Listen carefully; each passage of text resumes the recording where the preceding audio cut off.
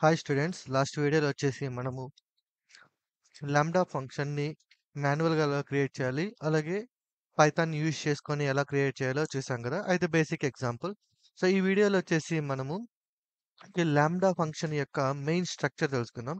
ఎందుకంటే స్ట్రక్చర్ అనేది very very important అన్నమాట రియల్ టైమ్ వర్క్లో.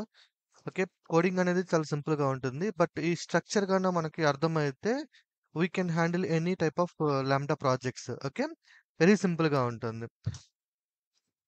కోడింగ్ అనేది ఈ రోజుల్లో చాలా సింపుల్ అయిపోయింది, ఎందుకంటే చాట్ జీపీటీ వచ్చింది కాబట్టి. బట్ ఫ్లో గాని తెలిస్తేనే మనకి ఇది సింపుల్, లేదంటే ఈవెన్ చాట్ జీపీటీ అయినా సరే మనకి హెల్ప్ చేయలేదు. ఓకే, ఫ్లో అనేది ఇంపార్టెంట్. ఆ ఫ్లో ఎలా ఉంటుందో ఈ వీడియోలో మనం తెలుసుకుందాం. Okay, so very important topic. Okay, so ఇది లాస్ట్ వీడియోలో మనము క్రియేట్ చేసిన sample. Okay, AWS lambda project. Okay, ఈ ప్రాజెక్ట్‌ని క్రియేట్ చేయడానికి మనకు కావాల్సింది ఏంటి అంటే, సో మనం ఫైల్‌లోకెళ్ళి మనము సెట్టింగ్స్‌లో అండ్ ప్లగిన్స్ లోపల మనము ఏడబ్ల్యూఎస్ టూల్ కిట్ ఇన్‌స్టాల్ అయిందా లేదా చెక్ చేసుకున్నాము. ఇన్‌స్టాల్ అయిన తర్వాత మనం ఫైల్‌లోకెళ్ళి న్యూ ప్రాజెక్ట్ సెలెక్ట్ చేసుకున్నప్పుడు మనకి ఇది చూడండి, ఏడబ్ల్యూఎస్ సర్వర్‌లెస్ అప్లికేషన్ అనేది ఒకటి క్రియేట్ అయింది. రైట్. దీంట్లో ఓకే, దీన్ని మళ్ళీ ఎక్స్‌ప్లెయిన్ చేస్తాను. ఓకే, ప్రాజెక్ట్ క్రియేట్ అయింది. Explanation.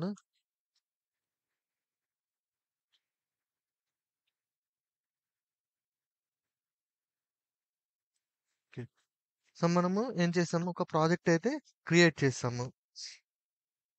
Okay, so for example sample sample lambda.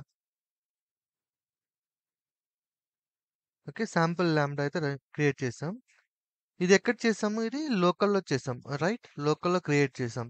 అయితే ఈ లోకల్లో క్రియేట్ చేసింది బేసికల్లీ లాంబ్డా ప్రాజెక్ట్ ఎక్కడ ఉంటుంది మనకి, ఏడబ్ల్యూఎస్. ఓకే, ఏడబ్ల్యూఎస్ సర్వీస్, ఇది ఏడబ్ల్యూఎస్ సర్వీస్. ఓకే, ఒక సర్వర్‌లెస్ సర్వీస్. అయితే మనం లోకల్‌లో బిల్డ్ చేసింది మనం ఒకవేళ రన్ చేయాలంటే, మనం ఖచ్చితంగా మనం దీన్ని ఏడబ్ల్యూఎస్ సర్వర్‌లో డిప్లాయ్ చేయాలి. అక్కడ డిప్లాయ్ చేసుకొని అక్కడ రన్ చేసుకోవాలి మనం. ఓకే, అక్కడ రన్ చేయాలి.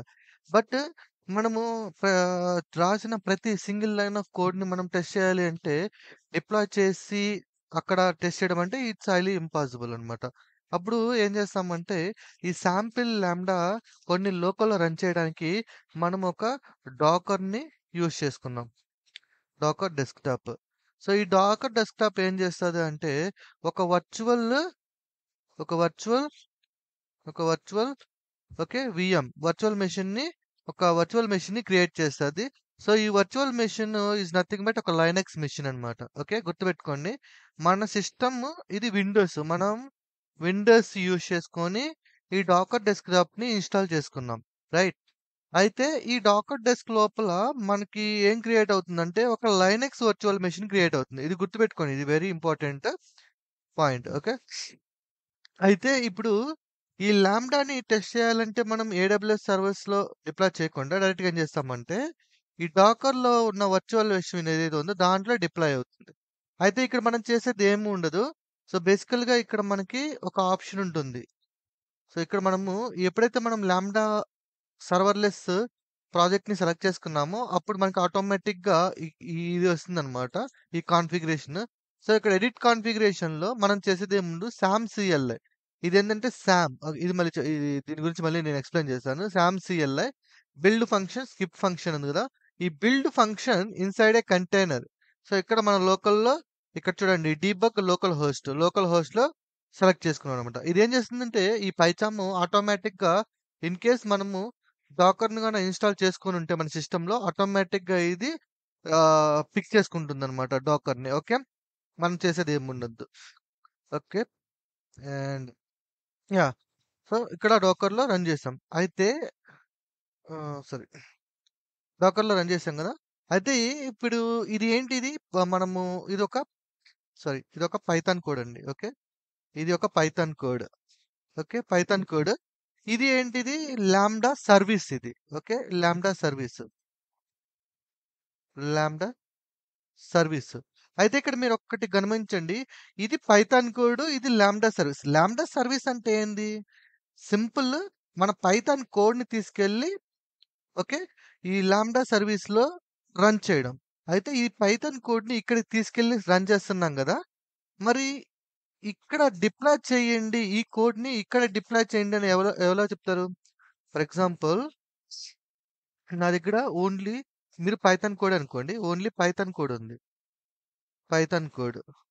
ఈ కోడ్ ఏంటి అంటే ఇది లాంబ్డా రిలేటెడ్ పైథాన్ కోడ్ అన్నమాట. ఓకే. అయితే నా దగ్గర ఏడబ్ల్యూఎస్ ఉంది. ఓకే. ఈ ఏడబ్ల్యూఎస్ ఏం ప్రొవైడ్ చేస్తుంది?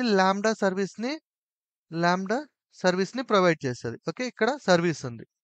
ఓకే. ఇక్కడ సర్వర్స్ అంటే ఒక సర్వర్‌లెస్ ఒక సర్వీస్ అనుకుందాం సింపుల్‌గా.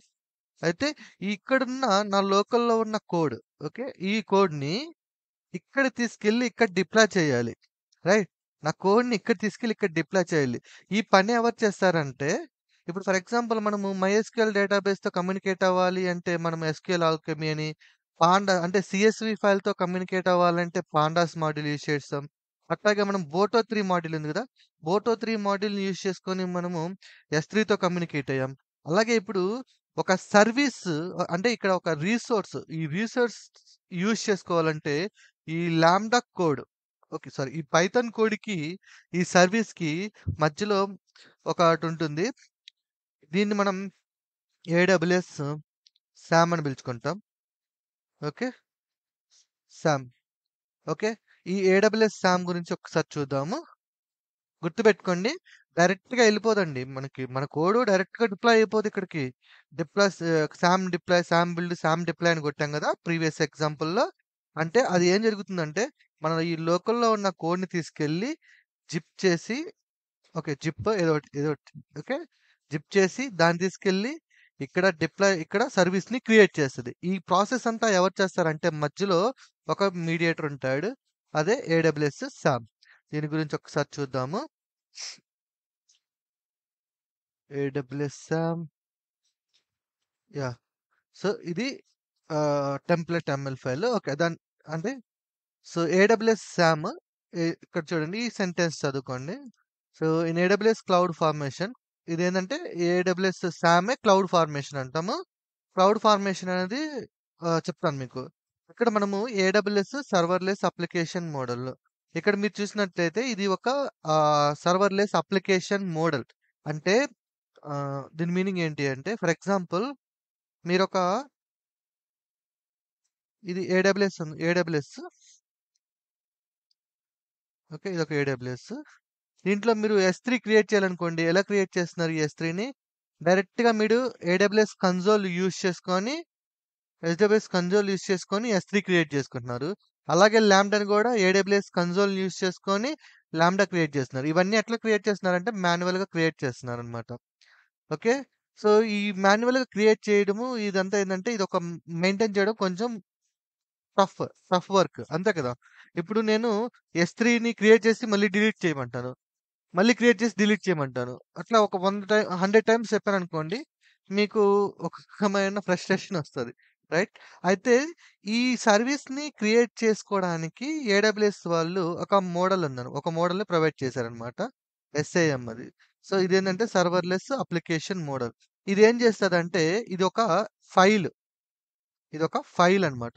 ఈ ఫైల్ మనకి యామెల్‌లో కానీ, లేదంటే జేసన్‌లో గాని ఉంటుందండి. ఓకే. యామెల్‌లో కానీ, లేదంటే జేసన్ అంటే ఫైల్ అన్నమాట. అది కూడా ఒక కోడ్ లాంటిది. ఇప్పుడు మనం పైథాన్ కోడ్ ఎలా రాస్తున్నామో, సేమ్ ఈ సామ్ అనే సాఫ్ట్‌వేర్‌కి ఒక ఫైల్ ఉంటుంది. దాంట్లో కూడా మనం కోడింగ్ రాస్తామనమాట. ఆ కోడ్‌ని బేస్ చేసుకొని ఇప్పుడు మనకి ఎస్3 కావాలనుకోండి, ఎస్3కి సంబంధించిన కోడ్ రాస్తాం ఈ ఫైల్‌లో. ఇదేం చేస్తది? ఈ ఫైల్‌కి తగ్గట్టు ఒక సర్వీస్ అనేది ఏడబ్ల్యూఎస్‌లో క్రియేట్ చేస్తది. ఓకేనా? ఇది వెరీ ఇంపార్టెంట్. సో, ఇప్పుడు మన కోడ్ కూడా ఏందంటే, మన కోడ్‌ని తీసుకెళ్ళి మనం ఏం చెప్తాము? ఈ కోడ్ లాంబ్డా కోడ్‌ని తీసుకెళ్ళి ఇక్కడ లాంబ్డా సర్వీస్‌లో ఓకే. ఏడబ్ల్యూఎస్ లాంబ్డాలో డిప్లాయ్ చేయమంటున్నాం. డిప్లాయ్ చేయాలంటే ఫస్ట్ ఏం చేయాలి మనం? పాయింట్ 1 లాంబ్డాని క్రియేట్ చేయాలి. ఏడబ్ల్యూఎస్ లాంబ్డాని క్రియేట్ చేయాలి. రైట్? పాయింట్ 2 ఈ ఏడబ్ల్యూఎస్‌కి లాంబ్డా క్రియేట్ చేసిన తర్వాత దానికొక రోల్ అటాచ్ చేయాలి. రైట్?